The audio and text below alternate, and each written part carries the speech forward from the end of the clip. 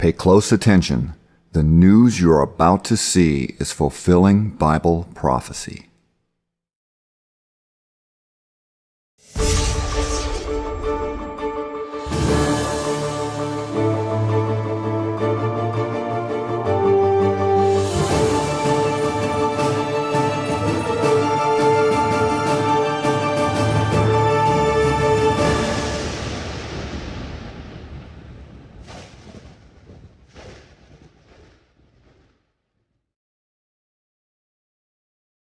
Welcome to YPN News, bringing you the news that relates to Bible prophecy and foretold by Yeshua Hawkins. We have a wide variety of topics for you this evening, each one reminding us that we are living in the time period known as the last days. Wars, diseases, confusion of the mind, food shortages were all seen in the news this week. Now, our first article deals with Syria. Syria is literally reducing their cities into piles of rubble in some of the fiercest fighting ever this week. Neighborhoods where families once lived in peace are now the front lines of this horrible battle.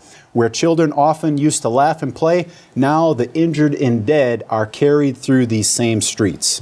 New video out this week shows the aftermath of a government attack in the town of Tel Rifat, just outside of Aleppo. The Assad government has been trying to drive the opposition from their positions with a new ground offensive by bombarding them from the sky. Holding Aleppo, Syria's biggest city, is key to winning this civil war, but Aleppo is just one battleground in this country's deadly conflict. The city of Homs is another area badly damaged after months of fighting. Dara in southern Syria has also been recently shelled by the government. As one reporter said, Syria is literally burning and bleeding, a country tearing itself apart in spasms of horrible violence. Reports are indicating that the Syrian opposition forces now have the capability to shoot down Syrian aircraft. A photograph has emerged on the internet of what looks like an opposition fighter holding an SA-7, which is a heat-seeking anti-aircraft missile system. These missile systems can potentially escalate the war, as the Syrian government will more than likely resort to using bigger weapons themselves. Well, from wars to diseases, in other news, a Houston area man is recovering after his leg was amputated because of a flesh-eating bacteria. He apparently got infected during a fishing trip. Now, Keith Korth was fishing over the weekend and somehow became infected with the flesh-eating bacteria known as necrotizing fasciitis. He had to be flown to a Houston Methodist hospital where his leg was amputated 2 inches above the knee. Now, a neighbor to Keith remarked, "It was a shock. I know he loves to fish, and that was just one of those crazy things that happens." Now, Dr. Louis Ostrowski, who is familiar with this disease, said, "I've seen patients where they were on a fishing trip and they go to sleep and they wake up in the morning and all their leg is red. So, it's very fast. This bacteria," he said, "can grow about an inch an hour." Dr. Louis Ostrowski went on to say this bacteria are present everywhere and 99% of the people are not going to get the flesh-eating bacteria. It's rare in cases, but when it happens, he said, it's happening. You need to be fast. He says the bacteria can creep in even wounds as small as a pinprick or a paper cut. Tiny. He's emphasized any cut needs to be addressed. You need to stop the spread with washing it with soap and water. And he said you need to watch it, and if it gets red and you start seeing blisters, or if you have any fever, he concluded, you need to go to the hospital right away. Flesh-eating bacteria might be rare, but half of those who are infected with it will die. Now, still focusing on the topic of diseases, Katan, this next disease we haven't talked about in a little while, but it's once again in the news. Now, YPN's Larry McGee is reporting on the West Nile virus. Larry, we haven't heard much about West Nile virus lately. Is it making a comeback? Yes, Jeff, it is, and very close to home. Alarming news to report for residents of Abilene, Texas this week. A case of West Nile encephalitis was recently identified on the city's south side. And according to the Environmental Health Department, its appearance in Taylor County was only just a matter of time. Courtney Oden, The area's recent victim never thought that she would become infected with the disease, and she is now deeply concerned about passing the affliction on to her children. Since Ms. Oden has had very little contact with mosquitoes this season, she was very surprised to find that she had been infected. But Glenn Bailey of the Environmental Health Department says she was very likely stung inside as opposed to outside of her home. According to Bailey, that buzzing noise that many of us hear at night is quite possibly a Culex mosquito, and those are the very insects carrying the West Nile virus.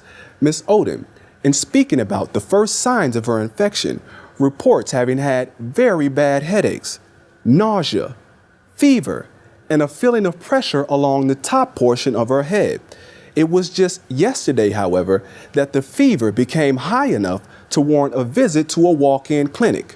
There, after running tests, physicians proposed that West Nile was most likely the cause of Ms. Oden's symptoms, but were unable to say for certain since the test required to establish that fact conclusively is too expensive for Ms. Oden to afford. Mr. Bailey reports that despite not having received much attention, the state has had 301 human cases of West Nile so far this year, with 7 fatalities, and the disease is quickly making its way from east to west. Just this week, 2 counties were added to the state's watch list, and Taylor County was one of them. For now, Ms. Oden is forced to try and treat the symptoms and to watch and pay attention for any new ones which might arise. Her advice for everyone: be careful. Guard your children. The disease may be here in Abilene, and its infection carries with it a very miserable existence. For YPN News, I'm Larry McGee. Gatan Jeff, back to you. Doesn't seem like where you go, inside or outside, these viruses, they can get you. Scary. Well, something else is scary. In Oak Creek, Wisconsin, 6 people are dead and 3 critically wounded after a man, Wade Michael Page, walked into a Sikh temple and opened fire. The question on everybody's mind tonight is, why? Why would someone just walk up to innocent people and start shooting? So far, police haven't determined a motive for this horrific and seemingly becoming more common turn of events. Authorities say Page parked his SUV in the parking lot of the temple, walked into the lobby armed with a 9mm handgun and multiple clips of ammunition. He then began shooting the people in there. At 10:25, 911 dispatchers received their first call.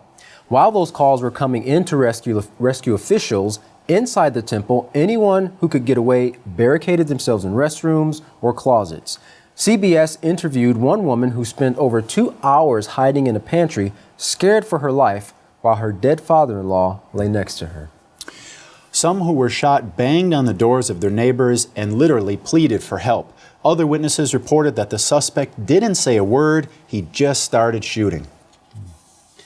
Now we close out our report today with an update of the worst drought in a half a century that many nations, including the United States, are suffering from. And of course, this is sending corn prices to a record high. Now, from the floor of the Chicago Board of Trade, trader Scott Shality of the Tryon Group said, "This is not inflation, we just don't have any corn." Just how will this shortage of corn affect you? Mr. Shality said, in the short term, you'll see prices at your dinner table rise 3 to 4%.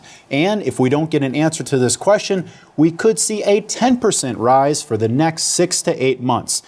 Jim Dunn, an agricultural economist at Penn State, said that all animal-based products such as meat, dairy products, and eggs are going to be the hardest hit. For example, corn is an essential part of the diet for cows. Now, in Austin, Texas, Walter Ra, co-CEO of the supermarket chain Whole Foods, is worried how things will play out in this drought. He said, "This is not great for farmers, it's not great for consumers, but it's manageable." Manageable because, according to the USDA, the prices of farm products like corn and soybeans make up only about 14% of the average retail food purchase. So even if all farm products doubled, retail prices will only increase by 14%. But the demand for corn from all around the world caused the global price for corn to increase 23%. So Trader Shality said, we're going to continue to see the volatile and higher than normal prices until we get a decent crop from our own farmers next year. And Katan, that's if we get a decent crop next year. That's right. We could be in a worse position at this rate. So, confusion of mind, wars, and pestilences, diseases. Now, this isn't just something we're seeing, but it's an increase in these things that we're seeing. Now, some of you may be longtime watchers and have heard the solutions offered by Yahweh through his witness, Yisrael Hawkins. But for those of you who have joined us for the first time, and you, like many others, are asking yourself why, but aren't finding the answers out there, now's your opportunity to get the answers that can save you and your loved ones' lives. Now, the House of Yahweh offers a free monthly magazine called The Prophetic Word, as well as a free monthly newsletter, both written by Yisrael Hawkins, that doesn't just show you the cause of today's sufferings. The solutions on how to come out of this world and receive the protection are also included in every issue. Now, you can write the House of Yahweh at P.O. Box 2498, Abilene, Texas 79604. Or you can call them at 1-800-613-9494. And for all calls outside the United States, please dial the number on your screen. Now stay tuned as Yisrael Hawkins brings forth the solution and the answers to why. For all of us here at YPN News, I'm Katan Alexander. And I'm Jeffrey Heimerman. Thank you for joining us.